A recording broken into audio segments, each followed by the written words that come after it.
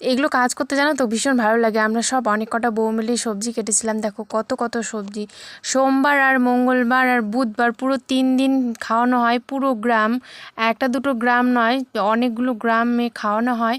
তো এই দেখো আমরা সবাই মিলে সবজি কাটছি আর সব ছেলেগুলো রান্না করছে। আর সবজি টবজি কাটার পর দুপুরবেলা হয়েছিল ভাত আর একটা তরকারি, ডাল, পাঁপড় ভাজা। তো সবাইকে দিয়ে খেয়ে আমি বাড়ি চলে এসেছিলাম। তখন সবজি টবজি কেটে সবাইকে খেতে দিয়ে নিজে খেয়ে বাড়ি এসে একটু রেস্ট করে এখন সন্ধে প্রায়, এখন তোমার বাজে হচ্ছে 5টা বাজে। এখন যাচ্ছি কীর্তন শুনতে। তো চলো ব্লগটা দেখতে থাকো।